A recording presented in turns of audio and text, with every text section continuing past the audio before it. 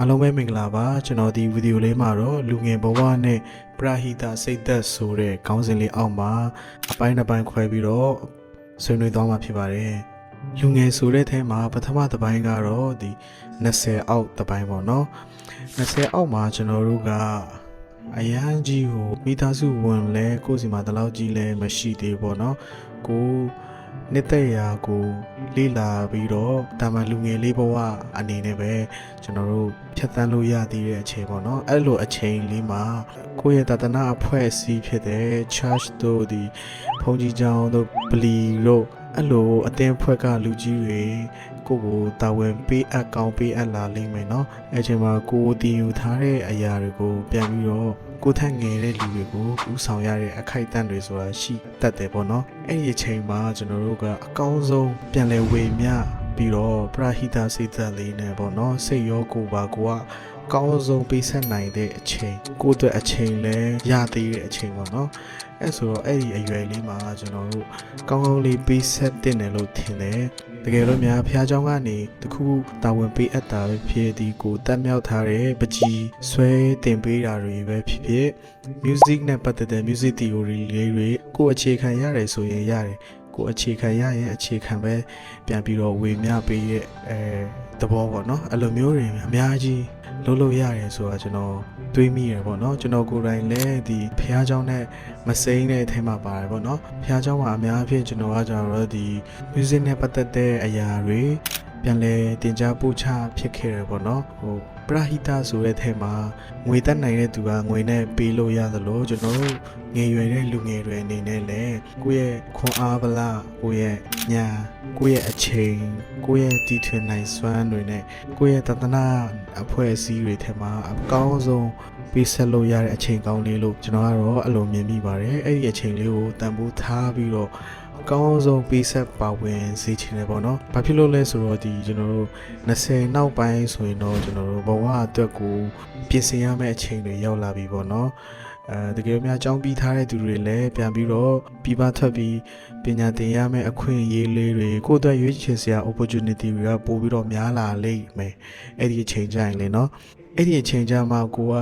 ဒီဖះเจ้าတို့ဘုန်းကြီးเจ้าတို့အဲ့လိုအတင်းဖွဲ့တွေမှာကိုကအရန်ကြီးပါဝင်ဆက်ကပ်ချင်သေးရဆိုရင်လည်းအဲ့ချိန်ကမရတော့ပါဘူးဘာလို့ဆိုတော့ကျွန်တော်တို့စီမှာမိသားစုဝင်တွေရှိလာမယ်ပြီးတော့ကိုယ့်ရဲ့ဘဝအတွက်ရှောင်လိုက်ရမယ်အခွင့်အလမ်းတွေအများကြီးရွေးချယ်စရာတွေပေါ်လာလိမ့်မယ်အဲ့တော့ဒီ20အောက်ပေါ့နော်အဲ့ဒီအချိန်လေးမှာတော့ကျွန်တော်ကောင်းလေးပါဝင်နိုင်လိမ့်မယ်လို့ကျွန်တော်တို့အလိုထင်တယ်။ဘာလို့ဆိုတော့ကျွန်တော်လည်းထပ်တူပါပဲအခုချိန်ဆိုရင်ကျွန်တော်ဘယ်လောက်ထိပါဝင်ခြင်းလဲပါဝင်ခွင့်မရတော့ဘူးပေါ့နော်။ဖះเจ้าတွေမှာဟို serve လုပ်တာပဲဖြစ်မင်္ဂလာဆောင်ပွဲတွေရှိရဆိုရင်စပွဲခင်းပေးရတော့ဘာလို့ညာတော့အကုန်လုံးပေါ့နော်အဲ့လိုမျိုးပြောရှင်စရာကောင်းပြီးတော့လူရောစိတ်ပါစက္ကန့်နိုင်တဲ့အချိန်ဆိုတာကိုမရနိုင်တော့ဘူးเนาะကျွန်တော်ဆိုရင်အခုဒီ25နောက်ပိုင်းဆိုရင်ကျွန်တော်တို့ဘဝအတွက်ကိုကောင်းလေးပြင်ဆင်ရမယ့်အချိန်တွေရောက်လာပြီကျွန်တော်တို့ယောက်ျားလေးတွေဆိုရင်လက်တွဲဖို့ရှာရမယ့်အချိန်တွေလည်းရောက်လာပြီပေါ့เนาะအမျိုးမျိုးပေါ့เนาะကောင်းတဲ့မှာအများကြီးအပြည့်ပဲကျွန်တော်ဆိုလည်းအခုအဲ့ဒီအချိန်တွေကိုဖြတ်ကျော်နေရဖြစ်ပါတယ်အဲ့တော့ဒီလိုအချိန်ကြာမှကိုအရင်ကအချိန်တွေကောင်းလေးပေးဆက်လို့ရသေးတဲ့အချိန်တွေမှာကိုကောင်းလေးမပါဝင်မဆက်ကပ်လိုက်နိုင်တဲ့အရာတွေအနေငယ်တော့နောင်တရနေပြီးရပေါ့နော်ဒါတော့မှကျွန်တော်အဖေအเจ้าမှာအများဆုံးအချိန်ပေးပြီးတော့ပါဝင်ဖြစ်ခဲ့တဲ့သူတော်မှအဲ့လိုမျိုးခံစားရတယ်ဆိုတော့ဒီလိုမျိုးအသွေးဝင်တာလည်းအခုကျွန်တော်လက်ရှိမှာဒီလိုပါဝင်ဆက်ကပ်နေတဲ့ကျွန်တော်တို့တငယ်ချင်းတွေညီကိုမောင်မတွေကိုသူတို့ရဲ့ပုံရိပ်လေးတွေကိုမြင်တော့ကျွန်တော်က